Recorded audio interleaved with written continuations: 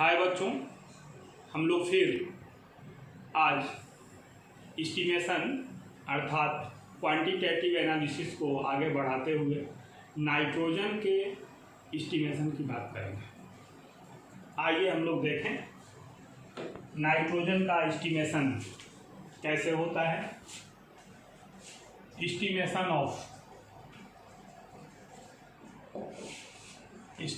Of nitrogen in organic compounds. इसको estimate करने के लिए दो विधियां हैं। एक विधि को हम लोग बोलते हैं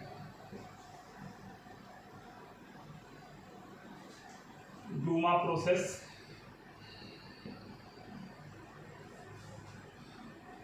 और दूसरे विधि को बोलते हैं चेल्डाल प्रोसेस।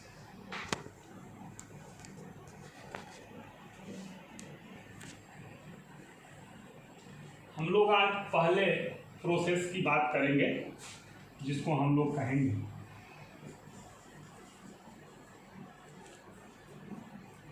डूमा प्रोसेस।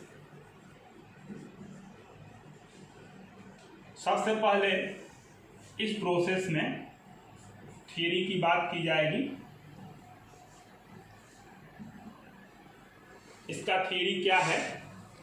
तो ऑर्गेनिक कंपाउंड जो है उसको कार्बन डाइऑक्साइड के इन्वायरमेंट में फास्ट हीटिंग किया जाता है। आइए हम लोग देखें ऑर्गेनिक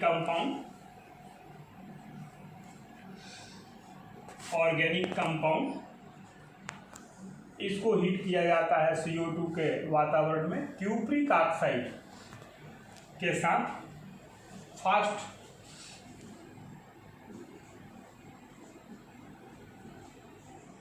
हीट किया जाता है और तब ऑक्साइड्स प्राप्त होते हैं। ऑक्साइड्स कौन कौन से होंगे आप उसकी बात कर सकते हैं। ये जो ऑक्साइड्स लिखे हैं ये वेरियस टाइप ऑक्साइड, कार्बन के ऑक्साइड हैं, सल्फर के ऑक्साइड हैं, अगर उसमें नाइट्रोजन है, सल्फर है तो सल्फर के ऑक्साइड हैं, हाइड्रोजन के ऑक्साइड हैं, और नाइट्रोजन है तो नाइट्रोजन के ऑक्साइड तो होंगे ही। तो तमाम ऑक्साइड प्राप्त हो रहे हैं और इस ऑक्साइड को यदि हम लोग कॉपर गेज से गुजार दें, कॉपर गेज से गुजारें तो ये नाइट्रोजन के ऑक्साइड परिवर्तित हो जाते हैं और साथ में अदर ऑक्साइड प्राप्त होते हैं। अदर ऑक्साइड में हमने आपको बताया है कि सल्फर हो तो सल्फर का ऑक्साइड, कार्बन हो तो कार्बन का ऑक्साइड, कार्बन तो है ही, और हाइड्रोजन के ऑक्साइड, ये सब ऑक्साइड आदर्श में मिलते हैं। और ये जो नाइट्रोजन का ऑक्साइड है इसमें NO हो सकता है, NO2 हो सकता है, N2O3 हो सकता है, N2O5 हो सकता है, एक N2O छूटा जा रहा है, N2O हो सकता है। ये चाहे जितने ऑक्साइड हों, इनको यदि कॉपर गेज से गुजारा जाए तो ये नाइट्रोजन में बदल जाएंगे। जैसे आप कोई एग्जाम्पल लिख सकते हैं कि जैसे ये N2O है और इसकी अभिक्रिया कॉपर से हुई तो कॉपर का ऑक्साइड और प्लस N2, ऐसे कॉपर के ऊपर से गुजारने पर ये कॉपर जो है वो ऑक्साइड में बदल जाता है और नाइट्रोजन गैस प्राप्त हो जाती है। ये तो इसका सिद्धांत है।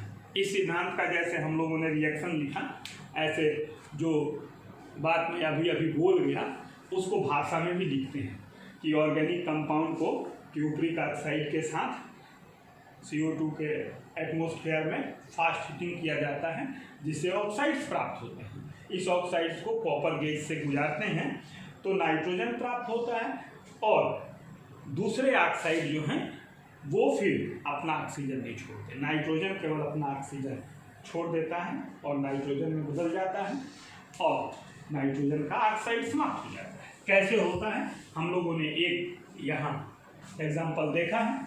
आइए इसके बाद हम लोग इसके चित्र को देखें कि इस विधि का कैसा चित्र आपके बुक में बना होगा। तो चित्र जो होता है वो एक सिंबॉलिक है।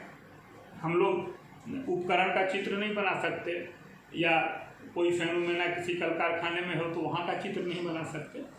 एक सिंबॉलिक होता है, जैसे आपका चित्र किसी को दिखाया जाए तो चित्र देख करके, चूँकि एक पृष्ठ उसका छाया नहीं होता है, वो छाया प्रतीक है, तो जिधर का छाया है उधर केवल दिख सकता है, तो इसलिए बहुत ऑथेंटिक नहीं है। लेकिन चित्र आप देंगे और चित्र अधिकतम बातें बता सके, इसका हम लोग चित्र में प्रयास करेंगे।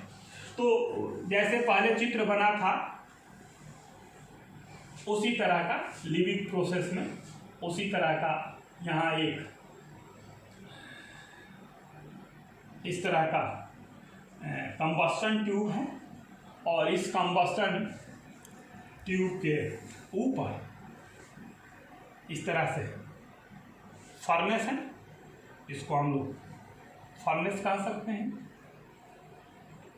और यहाँ से एयर को भेजा जा रहा है, और ये एयर यहाँ ऑर्गेनिक कंपाउंड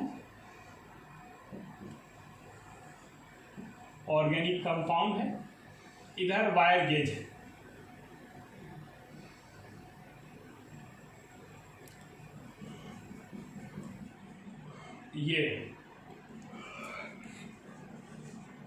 ये कॉपर गेज है,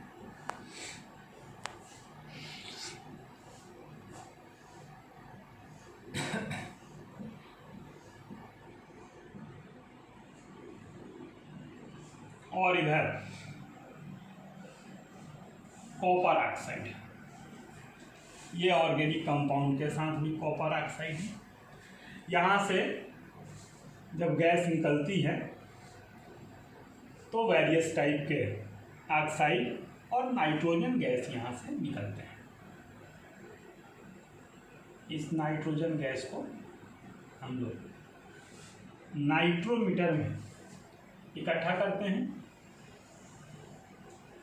ये नाइट्रोमीटर है,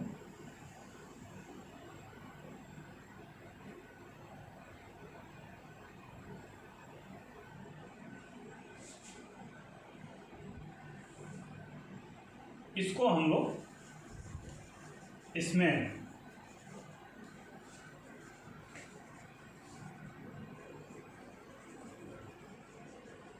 मर्क्यूरी सील होता है, दैट इज मर्क्यूरी सील, इसको बोलते हैं मर्क्यूरी सील। और यहाँ से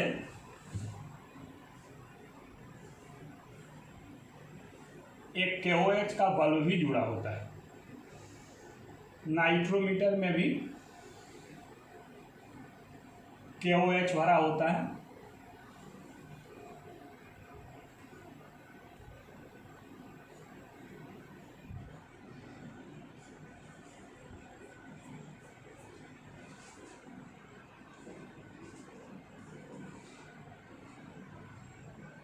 नाइट्रोमीटर जो होता है वो अंशांकित होता है।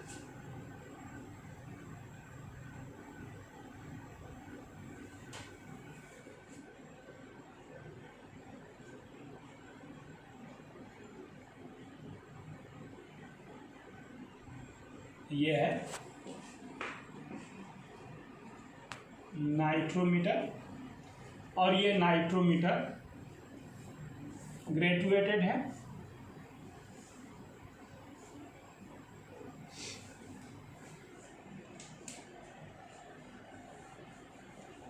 अब इसमें भी KOH भरा है,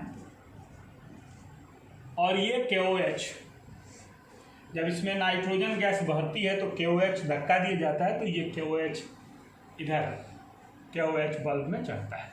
ये है KOH बल्ब।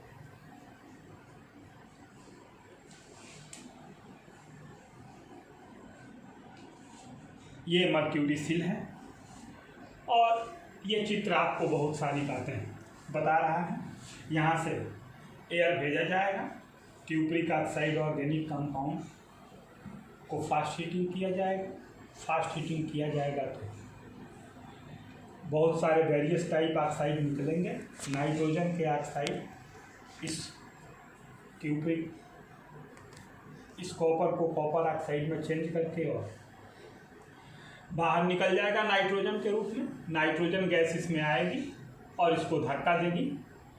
शेष जो सल्फर डाइऑक्साइड है और कार्बन डाइऑक्साइड है, ये सब KOH बल्ब में एब्जॉर्ब हो जाएंगे। पानी है, पानी भी इसमें पानी बन जाएगा और ऐसा करके केवल नाइट्रोजन इसमें इकट्ठा होगा। इस नाइट्रोजन को ड्राई भी किया जा सकता है और किसी निर्जलीकारक से गुजार करके और ड्राई नाइट्रोजन गैस भी हम लोग प्राप्त कर सकते हैं। और इस चित्र में जो हो रहा है इसी का वर्णन करेंगे। प्रोसीजर लिखेंगे तो प्रोसीजर एक बहुत छोटा स्टेप है। अगर आप फिगर ठीक ठीक बना लेते हो तो इसी को देख करके इसमें लिख देना है तो आप लिख सकते हो। ये फर्नेस है तो इसको फर्नेस लिख सकते हैं। एयर भेजा जा रहा है, एयर लिख सकते हैं। ये कॉर्क है, सील है तो उसको लिख सकते हैं। ये कॉपर गैस है तो इसको लिख सकते हैं कॉपर गैस। कॉपर गैस लिख सकते हैं। ऐसा करके हम लोग चित्र बना सकते हैं। आइए इसके बाद इसका कैलकुलेशन देखें कि कैलकुलेशन कैसे करेंगे। तो पहले थ्योरी लिखेंगे, उसके बाद चित्र बनाएंगे, चित्र के बाद प्रोसीजर लिखेंगे, प्रोसीजर में इसी चित्र का वर्णन करेंगे और जब चित्र का वर्णन कर देंगे तब हम लोग कैलकुलेशन करेंगे। आइए देखें कैलकुलेशन। जो नाइट्रोजन गैस मिली है इसमें, ये नाइट्रोजन गैस का आयतन यदि V1 ml है, हम लोग कैलकुलेशन करेंगे। कैलकुलेशन तो लिखेंगे वेट ऑफ ऑर्गेनिक कंपाउंड। जो ऑर्गेनिक कंपाउंड हम लोगों ने कंबस्शन के लिए लिया है उसका वेट कितना था तौल के लिया होगा। This is equal to m gram. ये m ग्राम लिया है ऑर्गेनिक कंपाउंड। उसके बाद volume of obtain nitrogen, this is equal to V1 ml। ये V1 ml प्राप्त हुआ है जो नाइट्रोजन है वो। और फिर वी नो दैट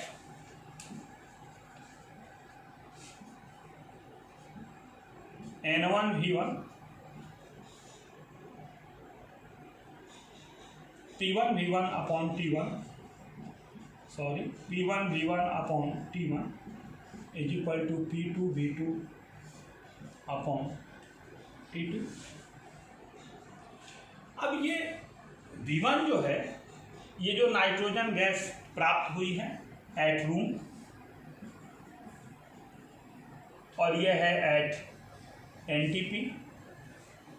तो NTP के बारे में हम लोग जानते हैं।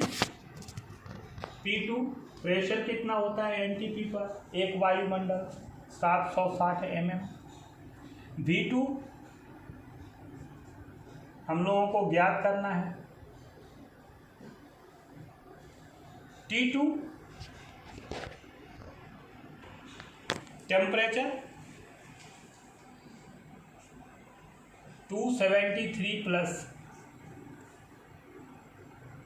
273 केल्विन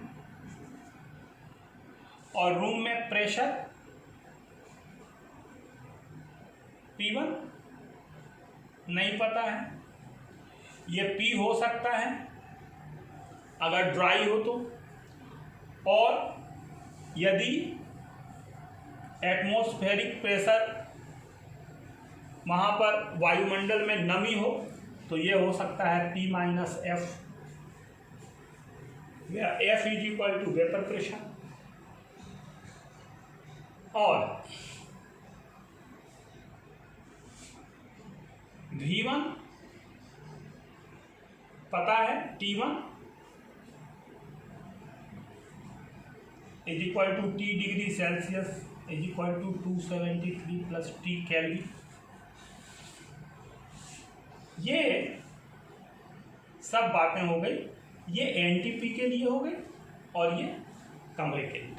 अगर ये सारे मान यहाँ भर दिए जाएं तो एक रिलेशन निकल के चला आएगा। आइए ये सारे मान भरें तो P1 P minus F into V1 upon T1 273 plus T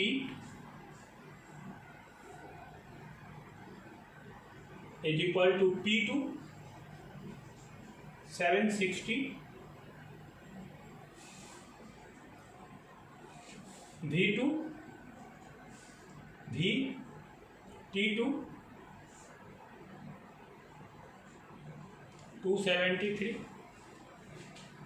और अगर हम लोग V निकालना चाहें तो V is equal to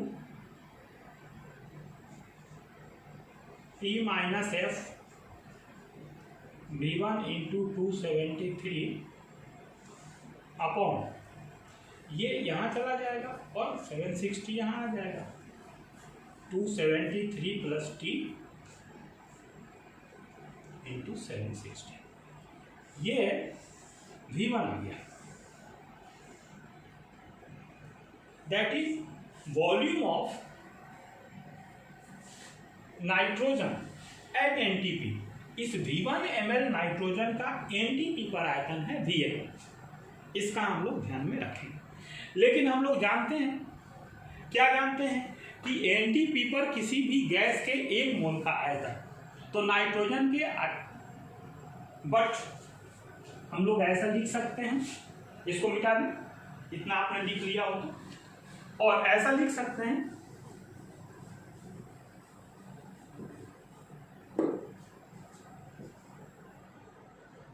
but at NTP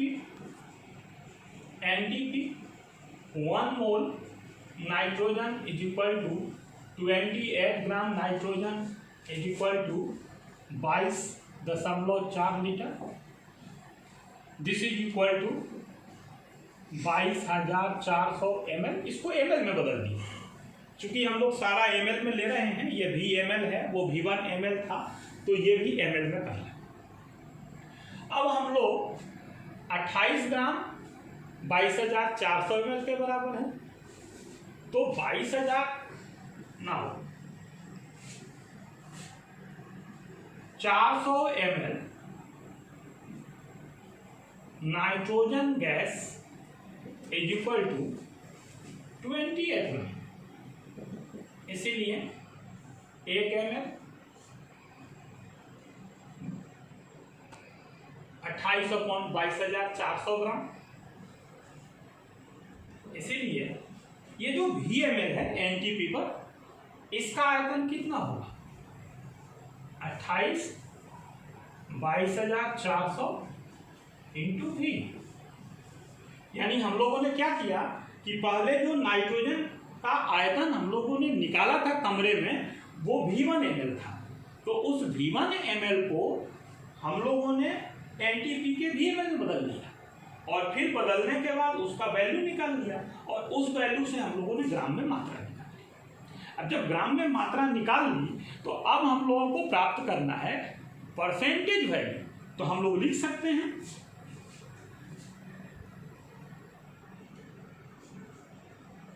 दस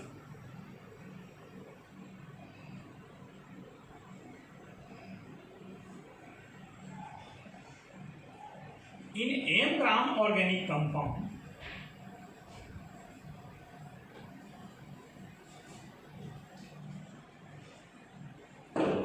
value of nitrogen is equal to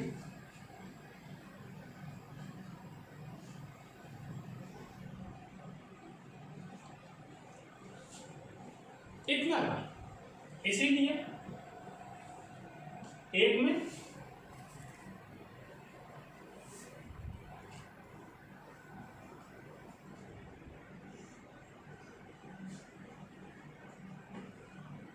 इसीलिए 100 में।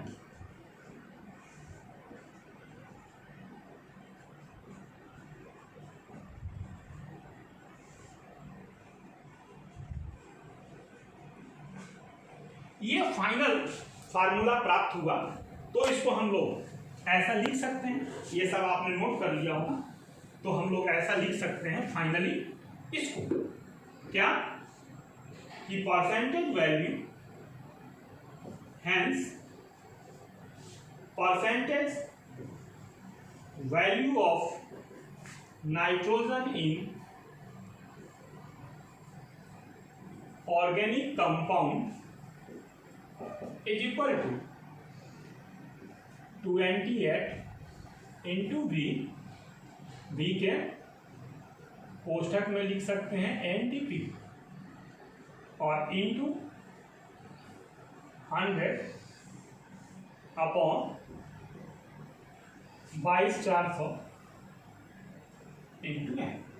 अब हम लोग ये सूत्र प्राप्त कर लिए, जैसे कार्बन हाइड्रोजन के लिए प्राप्त किया था, वैसे हम लोगों ने एक फार्मूला और प्राप्त कर लिया कि नाइट्रोजन का परसेंटेज वैल्यू हम लोग ऑर्गेनिक कंपाउंड में डूमा विधि से कैसे प्राप्त करें। तो इस डूमा विधि से प्राप्त करें, और इस पे यदि न्यूमेरिकल क्वेश्चन आए तो यहाँ पर मान भर के हम लोग निकाल सकते हैं। कभी कभी इसको केवल निकालने के लिए आता है कि ये सारे वैल्यूज दिए होंगे तो एनटीपी पर आयतन निकालने के लिए आएगा, तो इस सूत्र का भी उपयोग करेंगे। और अगर हम लोग चाहें तो इसको ऐसा भी लिख सकते हैं, percentage of nitrogen is equal to 28 into इस V का जो वैल्यू है ये लिख सकते हैं, क्या P माइनस एफ। ये P माइनस एफ कब, जब मॉइस्चर होगा एयर में तब, और नहीं होगा तो केवल P माइनस एफ की जगह प्रेशर लिख सकते हैं। तो P minus F into V1 into 273 into 100 upon ये 22,400 into 273 plus T into 760 into, ऐसा भी लिख सकते हैं। ये नीचे वाला भी लिखा जा सकता है, इस फार्मूला को ऐसे भी लिख सकते हैं, ऐसे, क्योंकि ये V का मान हम लोग यहाँ से इसमें भरेंगे और ऐसा करके हम इसको देखेंगे। प्रॉब्लम के लिए आप कमेंट बॉक्स में कमेंट करेंगे, फिर आपसे बात की जाएगी, और शेष बातें जब इसका अभ्यास करेंगे हम लोग, न्यूमेरिकल इस पर बनाएंगे तो होगी। अगले विधि के लिए हम लोग अगले वीडियो का इंतजार करेंगे। इस वीडियो को लाइक, शेयर और सब्सक्राइब करना नहीं भूलें। Thank you.